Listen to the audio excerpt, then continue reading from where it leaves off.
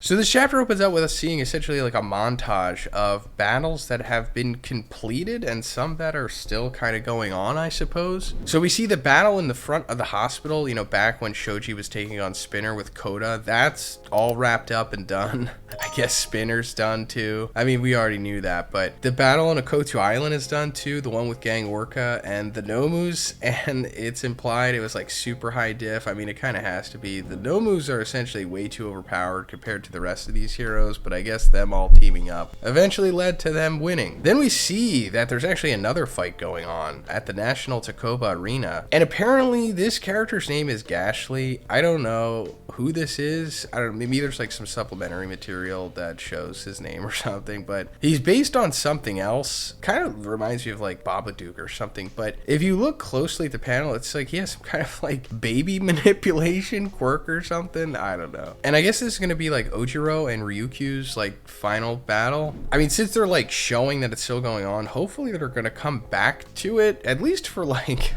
another one panel, I suppose, because Ojiro, he deserves at least that much. I mean, I was hoping that all 20, classmates of Class 1A would get their moment, because like considering how Horikoshi is wrapping up so many things in literally just 2 pages here. Like we're seeing Kurohiro and Kamakiri from Class 1B. It's like, oh, hey guys, they were here. They did something. They evacuated Shiketsu through the underground system. So don't worry, guys. They had their ultimate final moment. Their full character arcs. They like it. Don't worry. They're enjoying this. We see that Skeptic was captured by Hound Dog Man, Miss Joke, and Shindo. So this is like their final moment, I guess. It's just really telling of how Horikoshi is feeling at this point, and he just wants this to end. Like, he is just so over this, I guess, at this point. And hey, I don't blame him. He's been making this series for 10 years. Grinding for 10 years. Like hard grinding. He's had to take multiple breaks in this year alone. But anyway, we're coming back to Bakugo, who is unbelievably powerful right now. Like the explosion that he is creating from his attack on All For One, which we actually saw happen at the end of the previous chapter. It looks like a freaking sun destroying the city. Oh, and Edgeshot is still alive. He's like on the ground next to All Might as they're watching the power creep absorb Bakugo. And he's like at the brink of death. Even if only for a brief moment, he left Shigaraki in the dust. He learned something new about his quirk. And it's like, yeah, we know. It's like he has the cluster ability, but apparently there's like some kind of pain thing tied to it. And it's a side effect. I mean, we'll go a little more into it, but Bakugo is also being assisted by Gear Shift here, from what I remember, because they had that moment where Izuku had touched Bakugo by like grabbing his hand or wrist or whatever, and then catapulted him at All For One. But yeah, I guess Edgeshot is surviving here, but it's like, is he going to just exist as this like worm thing? Because that's awful. Unless he's like able to regenerate or something, or they give him synthetic tissue to recreate his body, or give him like a robot or something. But after Bakugo hit All For One with this massive explosion attack, he like sent him deep down and like through buildings into the concrete. And All For One isn't really too fazed by this. He's like, oh, I'll kill him later, because he's only focused on getting Shigaraki right now. Because once he fuses with Shigaraki, he essentially becomes unstoppable. And Shigaraki is like right there. I don't know, like a couple blocks away from him. And speaking of him, we're coming back to his fight against Izuku. Izuku is having a little inner monologue about what's going on with his battle here. And he's like, I've been keeping my distance, avoiding his attacks thanks to Danger Sense. But how will I deal with his regeneration plus insta-death plus enhanced body? I still don't have an answer. So insta-death, I guess that's decay. Has decay been referred to as insta-death before? I don't really remember. I mean, it's accurate. Or maybe it's like an evolved version of the quirk? I don't know. But Izuku, I can tell you right now what you could do. I mean, he had wrist control Shigaraki for like 20 chapters. But all you have to do is just trap his arms from the back with your legs, and then wrap your arms around his neck like in a rear naked choke position. Unhinge his spine so he's like paralyzed, and then just rip his head off. You're strong enough to do that. Like, he's strong too, enhanced body, quote unquote, but you have 100% more than 100% of One For All. He could be reinforced by black whips and just rip his head off and he's done. Or you could just fly over to the ocean or the water or whatever and then just float above it it while you hold his head under there and then just drown him. I know, it would be way too simple and the series would just end if he was able to do that, but it's just funny that the whole world is like putting their faith in one 16-year-old boy who doesn't really know how to fight.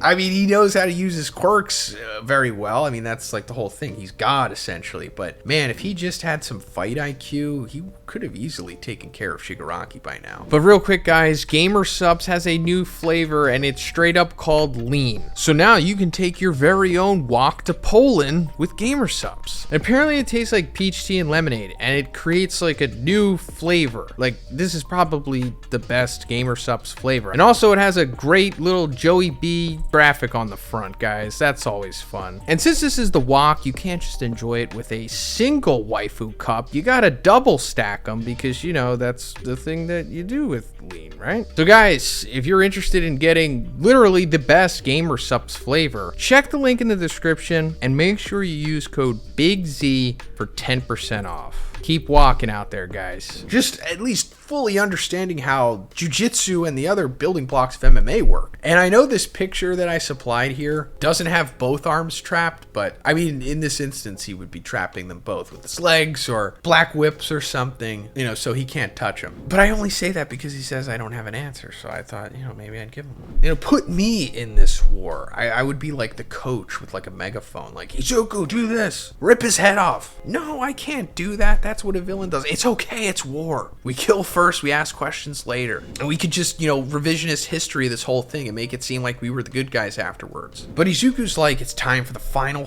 one, referring to what he's going to do against Shigaraki here, because the next gear shift that he uses will be his last. Even if it's a short one, the blowback will prevent him from moving again. And he said this before. Pretty sure we talked about this, what, last year or 10 months ago or something? And then he used it on Bakugo. It's like, no, I actually meant if I use it 2 more times, then I can't move again. And I thought that was going to lead to some sequence where, I don't know, he's out of commission for a little bit, but no, I think this is going to take us into the ending of the series. Because after the whole Bakugo and All For One fight wraps up, we're going to go into Izuku versus Shigaraki final battle. And I just hope that Horikoshi at least decides to take his time with that. I mean, I thought that this series was going to end before Christmas break, but now it's looking like it might end in February. But anyway, we're coming back to Bakugo and All For One, and All For One is like speeding through the city like a UFO. You know, trying to get to Shigaraki, of course. But Bakugo is on his butt because he figured out that the concentrated sweat, as it flows through his body, it hurts. But if he focuses on where it hurts the most, he can master the key to unleashing quote-unquote secondary explosions. So I guess this means he could just double up on cluster. So it's like cluster times 2. So it's like one explosion and then a chain reaction, instant explosion after that. But this makes Bakugo like way faster than he was before. So fast he can't even control himself. But he's like spinning out of control as he's chasing after All For One. And he's about to fire a blast at him. But All For One's like, it happened again. Why is this pebble making me angrier than All Might? This is in reference to before Bakugo first died, when he was fighting Shigaraki / All For One, like when that whole thing was going on. And Bakugo reminded him of the second user, as he is reminding him of him now. And it takes us back to this flashback of when All For One was killing the second user. And All For One's like, oh, they look alike. And we're hearing the dialogue from this sequence as well. And the second user's like, you're looking for Yoichi, Demon Lord? He's gone. You killed him. So that explains what happened to Yoichi. I mean, we know that he was dead, obviously, but yeah, All For One killed him. And All For One's like, feeling hatred means remembering all of this. That's why he's to blame. At that time, if he hadn't reached his hand, like the second user reaching out to save Yoichi from his imprisonment from All For One. And I don't think this is the exact moment where Yoichi passes on One For All to the second user, but he eventually does. And somehow he figured out that he needed to give his DNA to him and then for him to like willingly accept it or something. I don't know, I'm not going to question it because it doesn't really matter. But this finally confirms what the connection between the second user and Bakugo is, and it's that they just look alike, which is hilarious because it goes back to one of the most notorious theories in the entire series. Some of you newer viewers or readers of this series probably don't remember this, and that's fine, but like 4 or 5 years ago, we got to see like the silhouettes of the previous users of One For All for the first time. and we saw these two guys that look like Bakugo and Kirishima. More so Bakugo. And it led to all of these theories about, oh, that's Bakugo from the past because there's some kind of time travel stuff going on. And Bakugo had to go back in time so that he could become the second user of One for All so that it could be passed on to the future. And I was like, that's cool. I like it. But as time went on, it was like making less sense because nothing was really connecting to it. And now it's, for sure fully debunked, which is hilarious because it's just, yeah, they look alike. And I wonder if Horikoshi kind of like shot himself in the foot with this because the silhouette of the second user does literally look exactly like Bakugo. So is he kind of just like, yeah, I'm messing with you guys? Or did he not even realize what he was doing?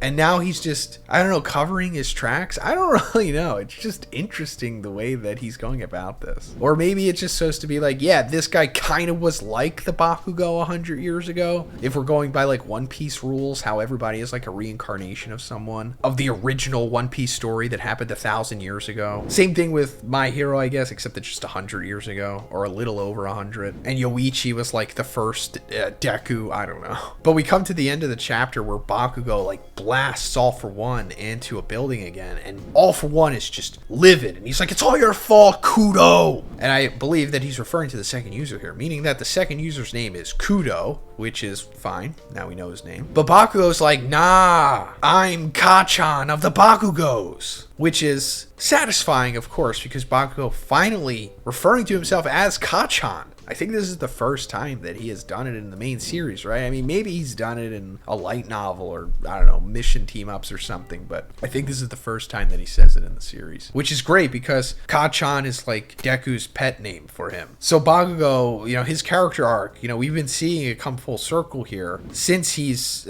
come back to life. Like, it took Bakugo dying for him to become fully comfortable with himself and accept the way that things are. But yeah, that's pretty much it for the video, guys. Let me know what you think about this chapter in the comments. And if you liked it, please give it a like and please subscribe if you haven't already. Have a great day. I'll see you in the next one.